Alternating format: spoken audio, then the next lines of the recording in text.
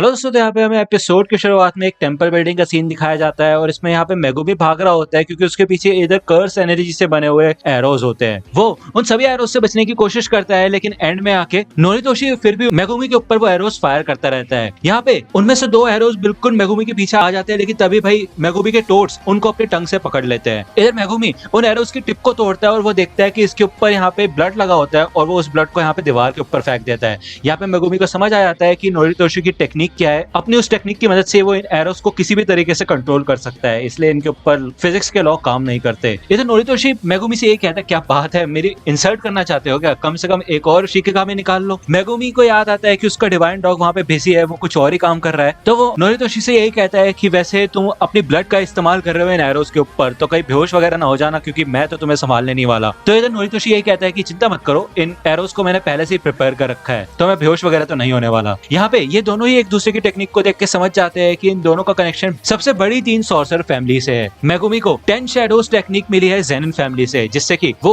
एक साथ 10 शिकिगामी को बुला सकता है शैडोज का इस्तेमाल करके अपनी मदद करने के लिए। वही बात करें अगर नोरितोशी की, तो उसके पास ब्लड मैनिपुलेशन की टेक्निक है जो कि उसे कामो फैमिली से मिली है, जिससे वो अपने खुद के खून पे पूरी तरह से कंट्रोल कर सकता है। फिर चाहे वो रेड ब्लड सेल्स हो या फिर खून से जुड़ी जितनी भी चीजें है वो सबको कंट्रोल कर सकता है। इधर नोरितोशी के पास लास्ट एरो बचा होता है, लेकिन वो उसे ऊपर सीलिंग में मारता है, जिससे कि मेगुमी का ध्यान बट जाता है। वो इधर मेगुमी के पास आके उसके ऊपर अटैक करता है, लेकिन मेगुमी अपने टोनफा के इस्तेमाल से उससे बच जाता है, लेकिन फिर भी वो काफी दूर चला जाता है। वो नोरितोशी के पावर को देख के काफी शॉक हो जाता है और इतने में नोरितोशी आके भाई मेगुमी के टोनफा को तोड़ देता है अपनी कर्स एनर्जी का इस्तेमाल करके। नोरितोशी यही बताता है कि वो अपने बॉडी के अंदर के खून को पूरी तरह से मैनिपुलेट कर सकता है, जिससे कि उसकी फिजिकल एबिलिटीज बढ़ सके, जिसे मेगुमी डोपिंग कहता है। दूसरी ओर हमें कासुमी का सीन दिखाया जाता है और भाई उसकी स्वॉर्ड उसके पास नहीं होती है, इसलिए वो यहाँ पे कुछ कर भी नहीं सकती और अपनी स्वॉर्ड वापस भी नहीं लेके आ सकती, तो इसलिए वो अपने आप को भाई यूजलेस मीवा कहती है और उसे ऐसा लगता है कि वो एकदम बेकार है। जब वो यहाँ पे भाई खड़ी खड़ी सोच रही होती है, तभी उसको मेकामारू का कॉल आता है और वहाँ पे मेकामारू की जगह भाई टोगे होता है और टोगे बोलता है सो जाओ, और इसके बाद भाई मीवा सो जाती है। हमें दिखाया जाता है कि भाई जो मेकामारू का टूटा हुआ हाथ था उसकी मदद से टोगे ने उसका फोन अनलॉक कर लिया था और वहां तक मेगुमी का डॉग ही उसे लेके आया था।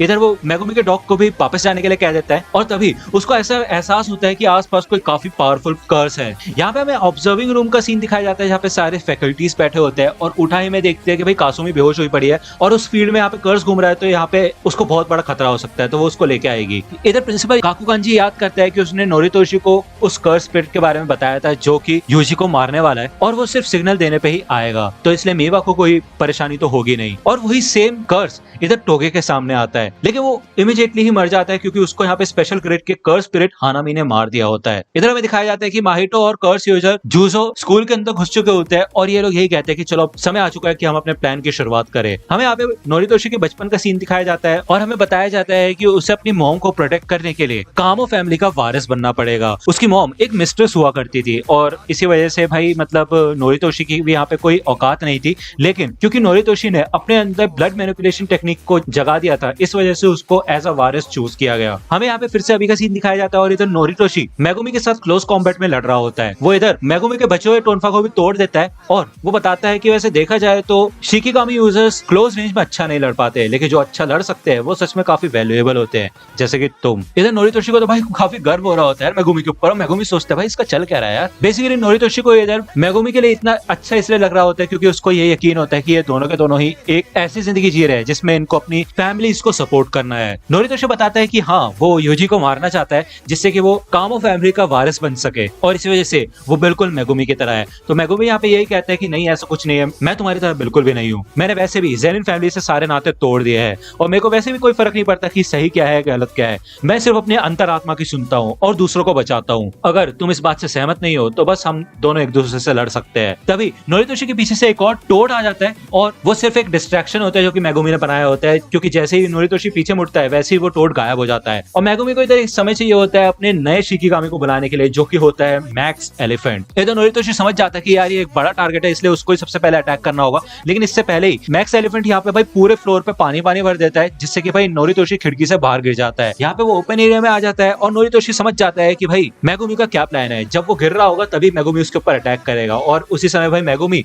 अपने न्यू को बुला लेता है जिससे कि न्यू अपनी इलेक्ट्रिसिटी का इस्तेमाल करके भाई नोरितोशी के ऊपर हमला कर देता है। ये तो नोरितोशी को अपनी मॉम को प्रोटेक्ट करके रखना होता है, इसलिए वो अपने आप को पैरालाइज नहीं होने देता और वो अपनी क्रिम्सन बाइंडिंग का इस्तेमाल इस्तेमाल करके न्यू की बैंड बजा देता है। इधर वो हारने के लिए बिल्कुल भी राजी नहीं होता और ये दोनों के दोनों एक दूसरे के ऊपर अटैक करने के लिए आगे बढ़ते हैं, लेकिन इतने में भाई पीछे से भाई बहुत बड़ी झाड़ी वाड़ी आ जाती है यार, पेड़ वेड़ उग जाते हैं पीछे से और हमें दिखाया जाता है कि उस पेड़ से के ऊपर भाई टोगे भाग रहा होता है और वो इन दोनों को बोलता है भाग जाओ, और ये दोनों भाई यहाँ से भागना शुरू करते हैं। यहाँ पे हमें ऑब्जर्विंग रूम का सीन दिखाया जाता है और इधर जितने भी जो स्पिरिट बैटरीज के टैलिस्मान्स थे वो सारे के सारे रेड कलर में जलने लग जाते हैं। इन सारी फैकल्टीज को समझ आ जाता है कि यहाँ पे एक अनरजिस्टर्ड कर्स आ चुका है जिसने बाकी कर्सेस को मार दिया है, जरूर वहाँ पे कुछ गड़बड़ हो रही है। यहाँ पे यागा मास्टर टेंगन को देखने जाता है और वो साटोरू और गाकुगांजी से यही कहता है कि तुम लोग स्टूडेंट्स पे ध्यान देना और मैं बाकी सबसे कम्युनिकेशन बना के रखेगी। ये सबके सब भाई हानामी के ब्रांचेस के ऊपर से भाग रहे होते हैं, लेकिन आगे चल के फंस जाते हैं। यहाँ पे जूसो देख लेता है कि भाई हल्ला उल्ला मच चुका है, तो वो अपने कर्स ऑब्जेक्ट का इस्तेमाल करके इधर एक कर्टन बनाना शुरू कर देता है।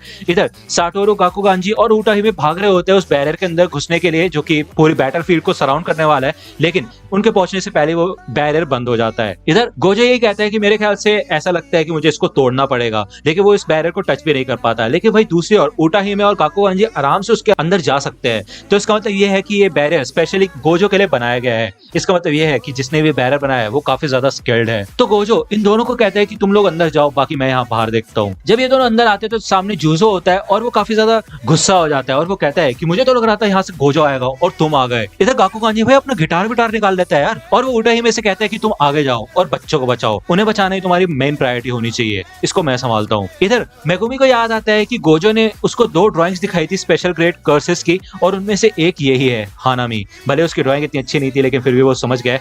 इधर वो गोजो को कॉल करने की कोशिश करते हैं, लेकिन इतने में भाई हानामी आता है और उसका फोन ही तोड़ देता है और हमें दिखाया जाता है कि भाई यहाँ पे हानामी बहुत तेज होता है और काफी फुर्तीला होता है। इधर टोगे अपनी कर्स पीस का यूज करके भाई हानामी को रोक देता है, लेकिन फिर भी हानामी अब टेलीपैथी का इस्तेमाल करके इन सबसे बातें करने लग जाता है। हानामी बताता है कि देखो मैं तो सिर्फ इस पृथ्वी को बचाना चाहता हूँ और कुछ नहीं, इसलिए तुम सारे सॉर्सरर्स को मरना होगा जो भी इस मिशन में टांग अड़ा रहे हैं। तो दोस्तों आज की वीडियो के लिए सिर्फ इतना ही। आई होप कि आपको ये वीडियो पसंद आई होगी। अगर आपको ये वीडियो पसंद आई हो तो प्लीज लाइक कीजिए, अपने दोस्तों के साथ शेयर कीजिए और मेरे चैनल को सब्सक्राइब करना मत भूलेगा। और अगर आप मुझे कांटेक्ट करना चाहते हैं तो आप मुझे इंस्टाग्राम पे कांटेक्ट कर सकते हैं, मेरे पेज की लिंक आपको डिस्क्रिप्शन में मिल जाएगी। मिलता हूँ आपसे अगले वीडियो में, तब तक के लिए गुड बाय।